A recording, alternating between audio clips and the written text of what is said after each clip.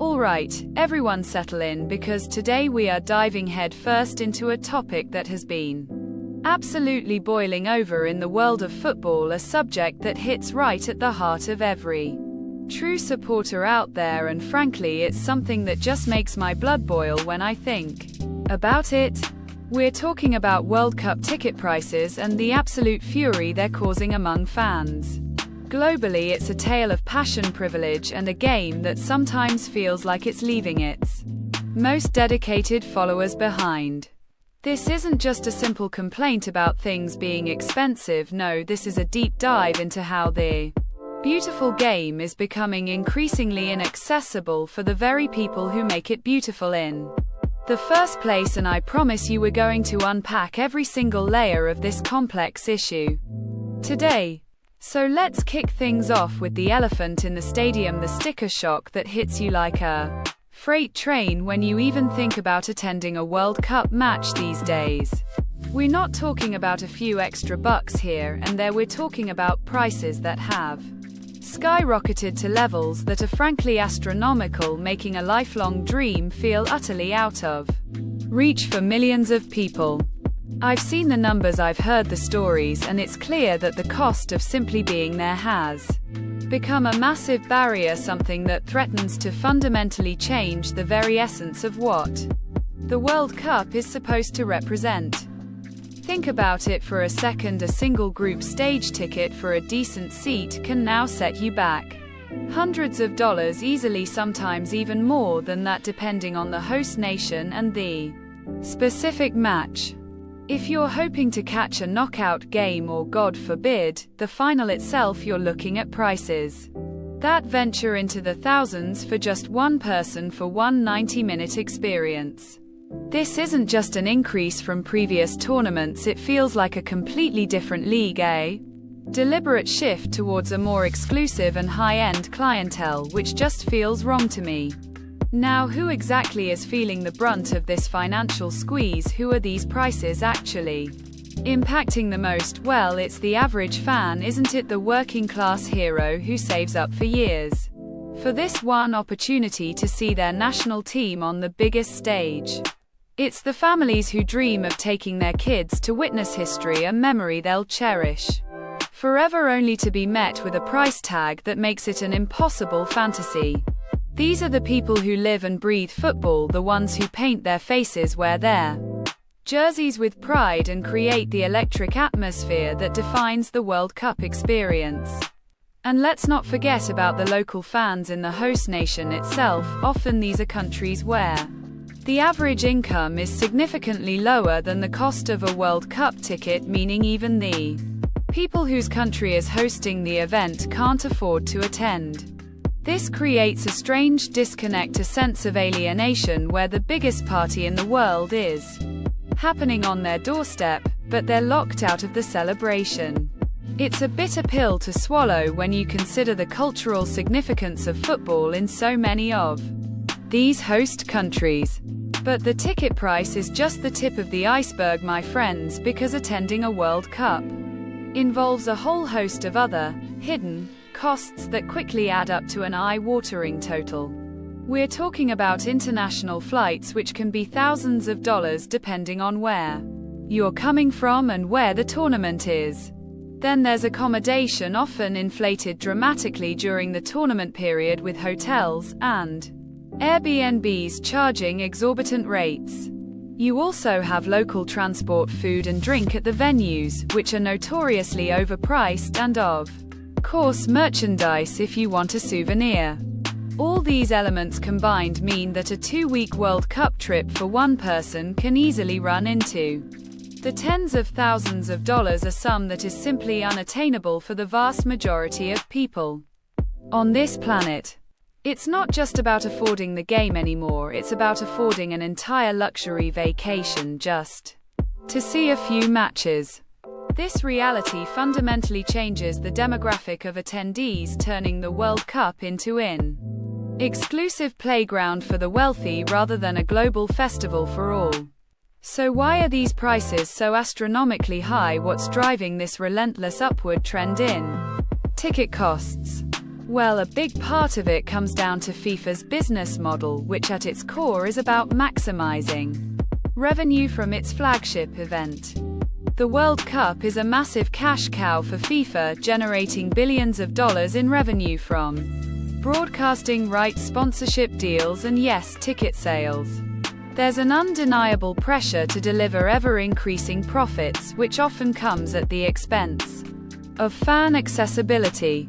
The host nations also play a role in this equation as they invest colossal sums into infrastructure, new stadiums, transport networks, and security measures. While some of these investments benefit the country long-term, there's an expectation that ticket sales and tourism will help recoup some of those costs. This pressure to generate revenue from the event often translates into higher ticket prices passed directly onto the consumer. It's a cycle where the financial burden is ultimately placed on the shoulders of the fans. And of course, we can't ignore the basic economic principle of supply and demand. This is the World Cup, after all, the most watched sporting event on Earth, so demand will always be incredibly high. There are only a finite number of seats in stadiums and millions upon millions of people worldwide who dream of filling them. This scarcity naturally drives up prices, especially for the most coveted matches and categories. The secondary market and scalpers also jump on this opportunity, further inflating prices for desperate fans. But perhaps one of the most significant factors contributing to the exclusion of the average fan is the massive allocation of tickets to corporate hospitality and VIP packages. A substantial percentage of tickets, sometimes even a third or more, are reserved for sponsors, corporate clients, and high-paying individuals who purchase premium packages.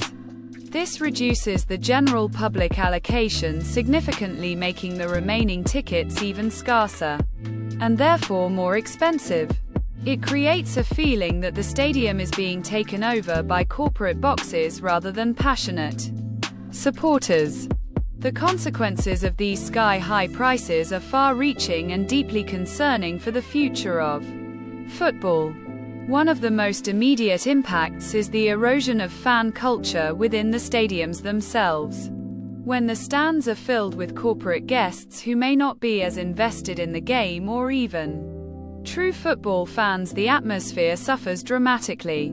You see rows of empty seats despite the game being sold out, because corporate clients don't always show up or leave early. This leads to a less vibrant and less passionate environment, a stark contrast to the electrifying energy that hardcore fans bring. The soul of the game, the raw emotion and collective roar of thousands of dedicated supporters, is slowly being diluted. It feels like the World Cup is losing its essence, transforming from a global party into a sterile corporate event, which is a tragedy for the sport. Furthermore, these exorbitant prices perpetuate a stark sense of exclusion and inequality, turning the World Cup into an elite event rather than a universal celebration. It sends a clear message that only those with significant disposable income are welcome to experience the pinnacle of international football. This disenfranchises loyal supporters who have followed their teams for years and makes them feel like outsiders in their own sport. The beautiful game becomes a luxury item rather than a shared passion. In the long term, this approach could cause significant damage to the World Cup brand and FIFA's public perception. By alienating the very people who fuel the sport's popularity and commercial success, FIFA risks a backlash that could impact future engagement and enthusiasm. If fans feel continually priced out and ignored, their passion might wane, leading to a less vibrant global football landscape. It's a dangerous game to play when you're messing with the loyalty of millions. So what can actually be done about this growing crisis of accessibility? Are there any solutions, or is this just the inevitable march of commercialization? Well, FIFA absolutely has a crucial role and a responsibility to address this issue head-on. They could implement more robust tiered pricing systems, ensuring a greater number of genuinely affordable tickets are available for all categories of matches. They need to allocate a much larger percentage of tickets directly to the general public rather than prioritizing corporate interests. Host nations also have a part to play by potentially introducing government subsidies specifically aimed at making tickets more affordable for local residents or even for traveling fans from less affluent countries. Price caps or regulations could be considered for certain ticket categories to prevent unchecked inflation. Integrating affordable public transport options and reasonable accommodation pricing could also significantly reduce the overall cost burden for attendees. Fan initiatives and advocacy groups are already making noise, and they need to continue uniting to demand change. Supporter organizations can put pressure on governing bodies through petitions, protests, and public campaigns to highlight the plight of the average fan. While boycotts are difficult for an event as massive as the World Cup, sustained public outcry can force organizations to re-evaluate their policies and priorities. It's about making our voices heard collectively. In the interim, many fans are increasingly turning to alternative viewing experiences like official fan zones or public screenings, which have become immensely popular. For many, these free or low-cost options are now the primary way they experience the World Cup, allowing them to share the excitement in a communal setting, even if they can't be in the stadium. This shift highlights how the World Cup is evolving from a stadium-centric event to a broader, global television and community spectacle.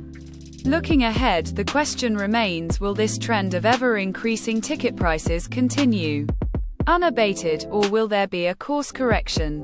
This isn't just about the World Cup, it sets a precedent for other major sporting events globally. We need to find a sustainable balance between the necessary commercialization of such a massive event and ensuring that it remains accessible to the diverse global fan base that truly makes it special. The soul of football depends on it. So to wrap things up today, we've explored the outrage over World Cup ticket prices, from the shocking costs themselves to the devastating impact on average fans and the broader football culture. We've delved into the reasons behind these exorbitant prices, including FIFA's revenue goals, host nation economics, and the overwhelming influence of corporate hospitality. And we've considered the dire consequences of this trend on fan engagement and the very spirit of the beautiful game.